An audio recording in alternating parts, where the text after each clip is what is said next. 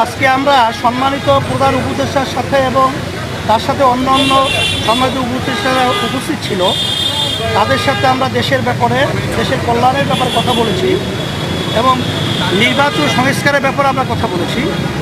নির্বাচন সংস্কারের ব্যাপারে আমরা বলছি, বাংলাদেশ স্বাধীনতায় 53 বছরে জাতীয় যে নির্বাচনগুলো হয়েছে, সেই নির্বাচনগুলো বেশিরভাগই সব নির্বাচনগুলোই ছিল সব প্রশ্নবিদ্ধ, বিতর্কের প্রায় ঊর্ধ্বে ছিল না।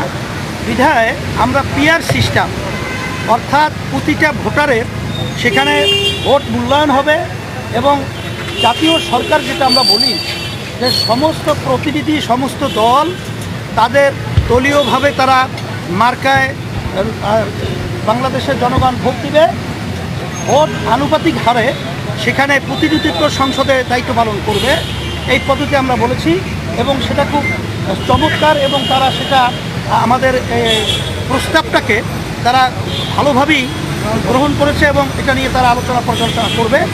আর একটা বিশেষ করে আমরা সম্মানিত উপদেষ্টা তাদেরকে বলেছি যে এই দেশ স্বাধীন 5ই আগস্ট হয়েছে, বহুত রক্ত, বহু জানের বিনিময় আপনারা যে ম্যান্ডেট এবং যে জনগণের সমর্থন নিয়ে দেশ পরিচালনা করতেছেন, আপনাদের তো কোনো দুর্বলতা নেই।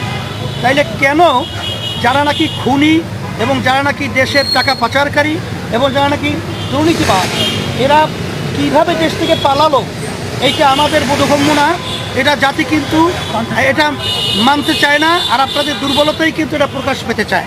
বিধায় আপনাদের শক্তভাবে এই দুর্নীতিবাজদেরকে এবং খুনিদেরকে এবং টাকা পাচারকারীদেরকে আপনারা সেইভাবে ব্যবস্থা নেবেন এবং তাদেরকে আটকিয়ে তাদের শাস্তি অপরাধ অনুযায়ী ব্যবস্থা আপনারা নেবেন, এইটা বিশেষ করে আমরা তাকে আমরা বলছি।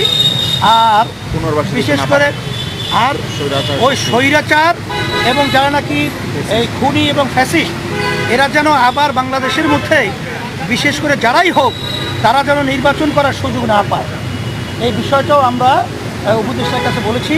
তা বিশেষ করে আমরা সংস্কারের এবং বিভিন্ন যে কমিশন রয়েছে, 6 কমিশনের পরেও আমরা আরও কয়েকটা কমিশন বাড়াবার জন্য, দেশ সুন্দর পরিচালনার জন্য আমরা প্রস্তাব রেখেছি।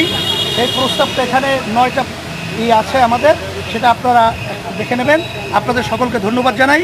আমরা আপনাদের দোয়া করি, আমরাও দোয়া চাই, আমরা সবাই একত্রিত হয়ে কল্যাণ দেশ যেন আমরা করতে পারি, তৌফিক আল্লাহ দান করুন। আসসালামু আলাইকুম। উপদেষ্টার সঙ্গে সংলাপে অংশ নিয়েছেন এবং সেখানে বর্তমান চলমান বিষয়ে বিভিন্ন রকম কথাবার্তা হয়েছে এবং বর্তমান সংস্কারের বিষয়ে এবং বর্তমান রাষ্ট্র যেই গতিতে চলছে এ ব্যাপারে পীর সাহেব চরমোনাই গুরুত্বপূর্ণ পরামর্শ দিয়েছেন।